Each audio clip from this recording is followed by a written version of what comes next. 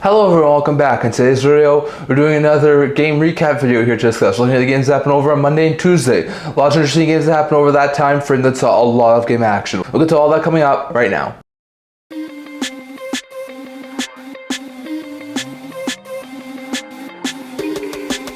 Hello everyone, welcome back to the video here at the Internet Hockey channel. Now before I begin this video, don't forget to like this video and subscribe down below. Thanks for all your support when able to help you guys. So if you haven't already, don't forget to subscribe button down below and don't leave a comment down in the comment section below so we can all discuss in today's video. So in today's video, we're going to be discussing the games that happened over on Monday and Tuesday. Lots of interesting games happened over that time frame. So on Monday, we saw one game of NHL action, and that was between the Maple Leafs and the Tampa Bay Lightning. It was an interesting game that saw the Maple Leafs get out to an early 4-1 lead early in the second period that wound up having Vasilevsky pull. The teams would trade goals later on, and the Leafs would win 5-2. The Leafs improved to 4-2-0. Well, the Bolts lose back-to-back games and fall to 3-2 on the season, so bad stuff there for Tampa. For the Leafs, Nylander had a 3-point night, 2 goals and an assist. Marner had 2 assists, and Nyes, Matthews, and Pacioretty also scored for the Leafs in the win, while Hedman had 2 assists and Paul and Point were 2 goal scorers for the Bolts in the loss. So an interesting game there, but was the Bolts to suffer at the hands of the Toronto Maple Leafs. Then we saw 16 games on Tuesday. Every NHL team played on Tuesday. It was the Frozen Frenzy. It happened last year, it happened again this year, so lots of interesting things there. So we started off the Frozen Frenzy by seeing the Washington Capitals jump out to an early 2-goal lead and held on to down the Philadelphia Flyers 4-1 as they improved to 4-1-0 on the season, dropping the Flyers to 1-4-1. So bad stuff there for Philly as their start has been abysmal, but a really good finish there for the Capitals. For Washington, McMichael had 2 assists, and Chychrun, Carlson, Mangiapane, and Dowd were 4 goal scorers for Caps in the win, while for the Flyers, Sanheim was 1 goal scorer in the loss. So a bad loss there for Philly as they continue to falter, but a really good win there for the Capitals. Then we saw Minnesota Wild jump out to a monster 3-goal lead and wound up down in the Florida Panthers 5-1 as they extend their point streak season opening to 6 games and improved to 4-0-2, while the Panthers falter and fall to 4-3-1 in the year. So bad stuff there for Florida as the Wild were able to get a huge win there, thanks in part to this goal from Matthew Boldy on Chris Sportsnet, but it was a really good goal there,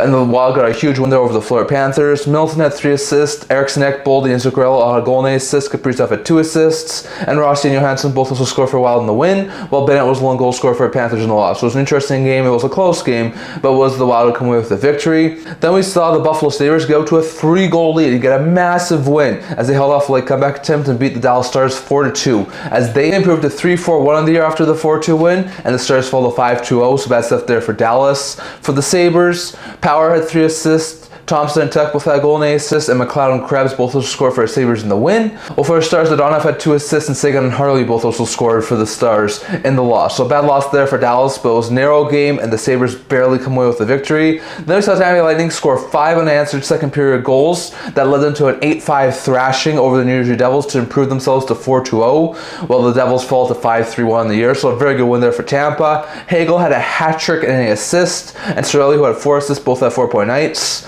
Moser had 3-point nights, a goal and 2 assists. Hemmons scored twice. Gensel had a goal and an assist, and Point also scored for the Bolts in the win, while Jack Hughes had 3-point nights, a goal and 2 assists. Meyer scored twice, and Bastian Nosen also scored for the Devils in the loss. So bad loss there for the Devils. It was an intriguing game, and the Devils led for a little bit of it, but it was the Bolts to come away with a massive dominant victory. Then we saw New York Rangers have a full goal lead in the first period and extended it to wind up being the Montreal Canadiens 7-2 as they improve their season opening point streak to 6 games, improving to 5-0-1, and dropped the Montreal Canadiens to 2-4-1 in the season. So a very good win there for the Rangers.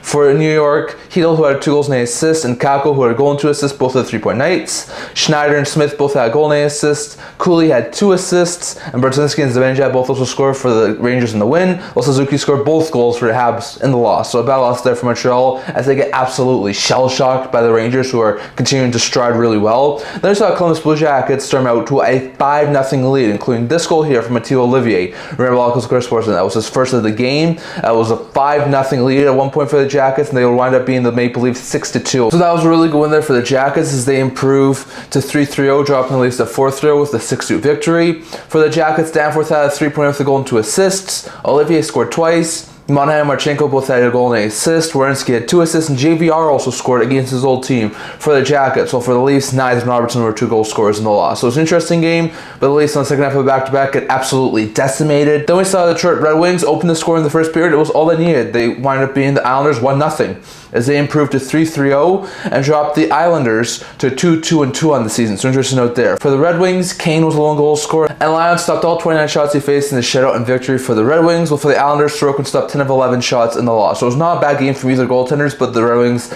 narrowly get the victory. Then we saw the Winnipeg Jets overcome a deficit as they get the first goal, but scored 3 unanswered in the second and held on to beat the Blues 3-2 as they remain undefeated and improved to 6-0, remaining the only undefeated team left in the NHL. While for the Blues, they fall to 4-3-0 on the season, so that's up there for St. Louis. For the Jets, Perfetti had 3 assists, and Niederreiter, Miller, and Connor were the 3 goal scorers for Jets in the win, while Sad scored twice, and Thomas had 2 assists for the Blues in the loss. So a bad loss there for the Blues as they had a chance to end the Jets undefeated streak, but they fell. Then we saw the Vancouver Canucks get out to an early 2-goal lead and wound up doubling up the Blackhawks 6-3. Started off by this early goal from Danton Heinonen versus the Canuck on our local Square Sportsnet, but that was to get the Canucks going early, and they doubled up the Hawks 6-3 to improve to 3-1-2 on the year, dropping the Hawks to 2-4-1. So a very good start there for the Canucks. Miller had 3.0 with a goal and 2 assists. Heinen scored twice, his first 2 as a Canuck.